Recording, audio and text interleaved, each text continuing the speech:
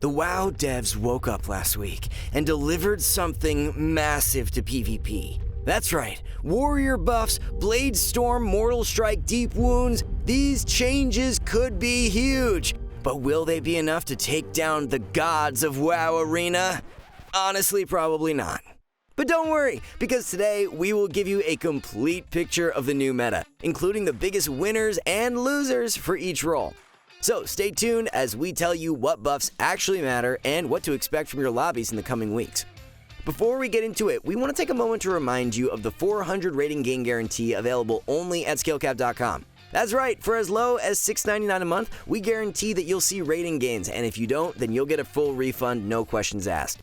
With a subscription to SkillCap, you gain access to class guides that guide you step by step on how to deal rank 1 level damage and how to survive and crowd control just like the pros you watch on Twitch. We also have a massive library of nearly 2,000 arena commentaries that teach you how to play your toughest matchups. And if that wasn't enough, SkillCap members also gain access to the premium section of our Discord server, where they gain direct contact to our network of pro players. This feature has helped players just like you reach their rating goals in recent months, so if you want to start seeing immediate results just like these ones, be sure to click on the discount link below right after this. For now though, let's get back to the video.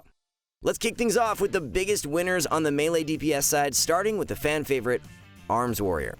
Arms was one of many specs that got a damage profile redesign, and for now, we'll be moving them up half a tier.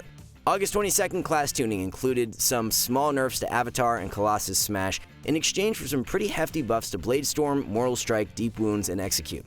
Initially, some Arms Warrior mains were let down that burst damage was being nerfed, but we think the base damage increases are more than enough to compensate. With a fresh set of Blade Storm buffs, Warriors are also starting to experiment with the Hurricane talent, which offers a 15% strength increase to squeeze in some extra damage during burst windows. While all this new technology might be fun, the biggest limiting factor for Arms Warriors is still uptime. As a melee designed around consistent pressure, keeping up on mobility can be a challenge in some lobbies. But as long as Arms Warriors are able to stay on target, they should be one of the most threatening melee going into the mid-season. Fury was also on the receiving end of some damage buffs, but not enough to bump it past its previous A-tier position. Both Onslaught and Execute damage was increased for the spec, giving Fury a slight buff to help offset the class-wide nerf to Avatar. Again, these changes won't really affect the relative performance of the spec, but definitely help justify Fury as an A-tier DPS, especially into low armor lobbies where Onslaught can hit for a hefty amount.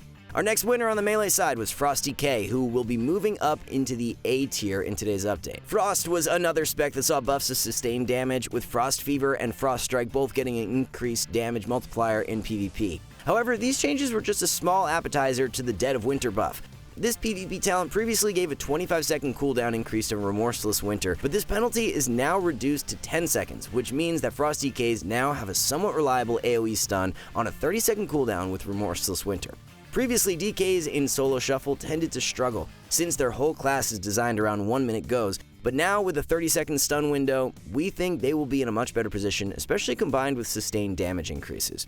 Another big winner from weekly class tuning was Demon Hunter, who got a few quality of life buffs, but unfortunately won't be climbing past their previous A+ ranking. One set of changes focused on damage, where Demon Hunters will now have more sustained DPS and might experiment again with Essence Break builds. This list includes a small nerf to I-Beam damage, but not to worry because I-Beam is no longer interruptible, which we think is a buff overall given how strong this ability is in conjunction with the Demon Hunter tier set.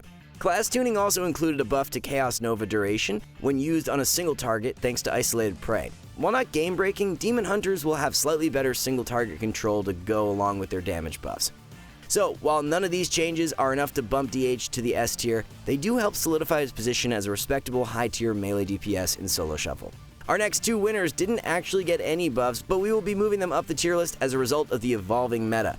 First up, we will be moving Ret Paladin up half a tier to A+, where it will now sit comfortably with a list of heavy hitters. The decision to move Ret up includes a few different factors. For one, Ret Paladins play well with warriors, and ironically, do well playing against warriors. So, buffs to Arms and Fury means happy Ret Paladins. On top of this, Ret continues to be one of the highest represented specs in Solo Shuffle across multiple rating brackets. Despite being one of the only melee without an MS effect, Ret Paladins might have the strongest set of high-impact cooldowns across every DPS. Whether it's through the sheer number of utility buttons they can press, or simply the cooldown damage they're capable of, Ret Paladins are definitely one of the strongest melee in the solo bracket. The last melee winner is actually Outlaw Rogue, who we are moving up from the B tier since our last update.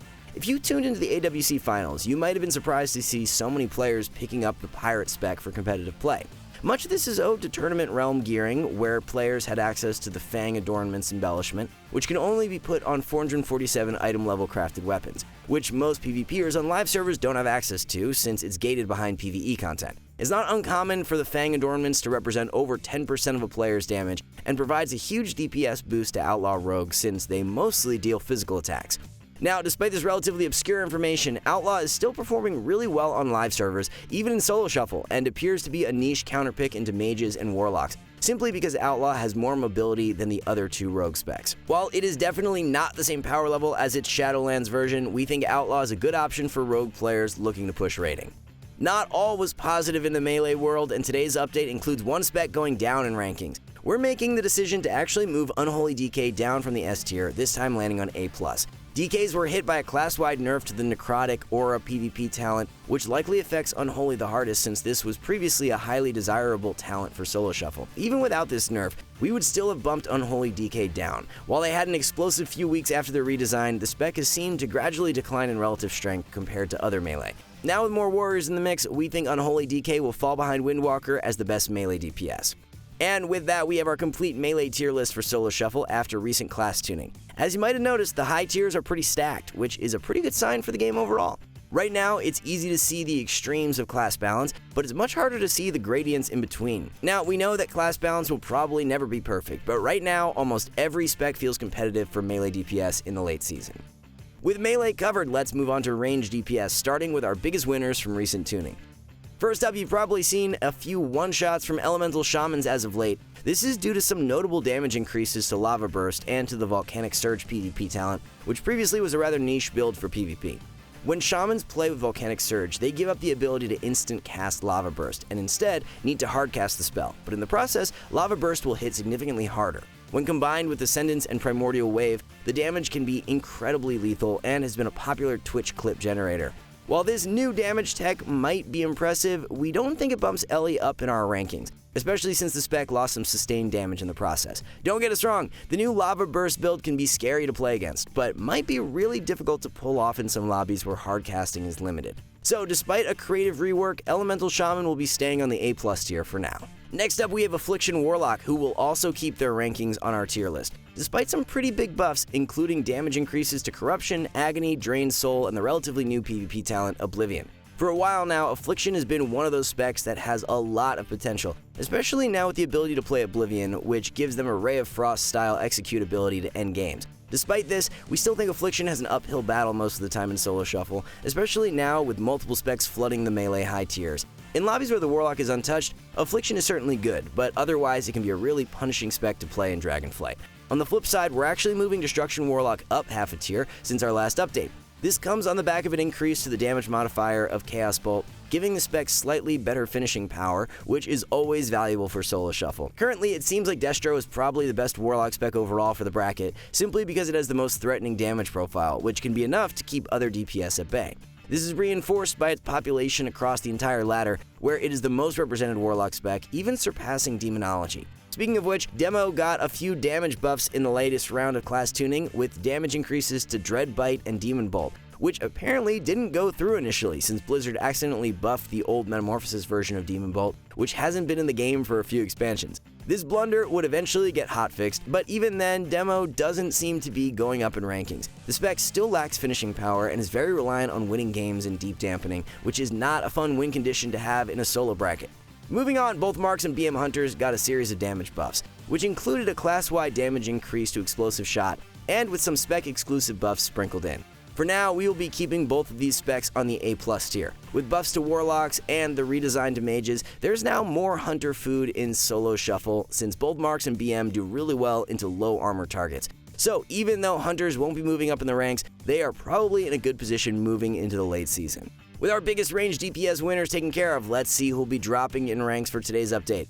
First up on the chopping block is Augmentation Evoker, who received some nerfs to Ebb and Might and some of their off-healing tools, which should mean faster games against this new support spec. Despite these nerfs, we still think Augmentation will be one of the better range DPS in the bracket. Off-healing isn't the only reason Augmentation is strong currently, and some of the more impactful spells in its kit, like Breath of Eons, remains untouched with recent tuning.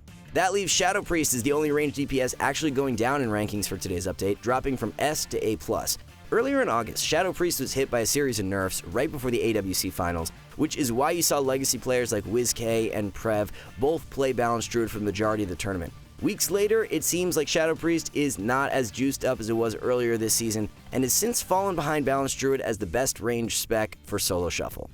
With that, we have our new ranged meta, with balanced Druid still sitting comfortably at the top, despite actually getting a minor nerf with class tuning. Just like melee DPS, we have a lot of convergence on the A+ tier, where you will find a lot of heavy hitters. Mages are doing quite well right now, with Frost being the best option for most players, and Arcane likely being the best overall at higher ratings. This is why we've left Arcane in the A tier, since it is still a challenging spec to play even after the Mage redesign. To wrap things up, let's look at the 2 healers that got buffed recently and how the overall rankings will be affected. First up, we have Mistweaver Monks, who received small buffs to their 2 celestial abilities, with both Yu'lon and Chi-Ji getting a minor power increase. Both of these spells create damage shields and apply HOTS to the Monks team when summoned, which aren't exactly game-breaking but simply mean Mistweaver Monks have more cooldown power. Currently, it seems like Fistweaver is still the spec of choice for Monk healers in every bracket, and despite not being the best healer in solo shuffle, Monk is far from the worst. That title might actually belong to Disc Priest, who received a minor buff to Power Word Shield and subsequently a nerf to a talent that buffs Power Word Shield, which is a bit confusing as Disc Priests have definitely struggled this season. After these changes, we think it's quite obvious that Disc Priest and Resto Druids are the weakest healers in solo shuffle, but for dramatically different reasons. Disc can struggle on the throughput end and lacks the healing power needed to survive deep dampening. To wrap things up, we have our new healer meta for Season 2. We've shuffled our rankings around a bit since our last update to reflect the gradients in power level between every healer. It still seems like Holy Paladins have a firm grasp on the #1 spot, despite some minor nerfs with class tuning. With that said, both Holy Priest and Preservation Evoker are trailing slightly behind, doing exceptionally well in recent weeks. It will take some pretty big changes for Resto Druid to bounce back, but with a minor redesign on the way in 10.1.7, Druids might eventually feel more competitive in the meta. As always, these tier lists are a collaboration with Rank 1 and professional players. Your mileage may vary depending on rating, but we try to adjust our data to reflect every bracket. With that in mind, we want to hear from you. What classes do you think should be buffed or nerfed? Let us know in the comments below.